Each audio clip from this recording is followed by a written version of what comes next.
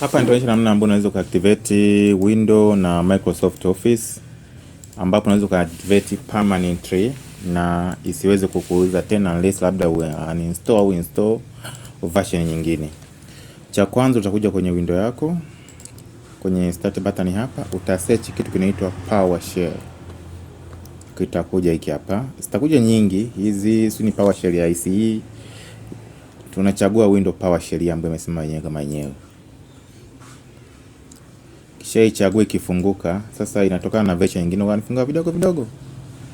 Hapa sasa unatakiwa uandike code ambayo itaweza kudownload script kwa ajili ya kufanya activation.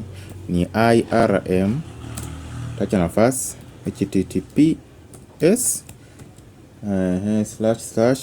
//get.activated.win win acha nafasi then weka alama ya pipe ambapo ni kama mstari mmoja ulionyoka umesimama.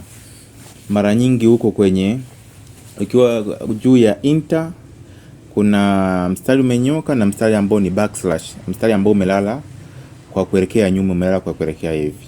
Ukibonyeza shift ukabonyeza ule utapata hiyo pipe. Then andika neno IEX, yani invoke expression. Lazima uwe connected na internet. Ukishabonyeza enter hapa, then itaweza kudownload script hiyo kama unavyoona hapa. Sasa nategemea na wewe unatumia window ngapi ili kuweza kuona hivyo. Ikishaweza kudownload, then hiyo script itakuwa invoked na baadaye tena itakufungulia hii command line katika administrative privileges. Hapa itakuletea hizi option. Cha kwanza kuna activation method, HWID ni ya Windows, na hizi mbili za mwanzo ndo the best ambazo zinazofuatia nyingi, mfano line KMS, KM38 hizi waga zinaactivate kwa muda mfupi tu, miezi 6 izidi. So inarudi lile lile. Kwa kama ni Windows utabonyeza moja. Zile utafuata maelekezo yake. By the way, hapa ni moja kwa moja na activate.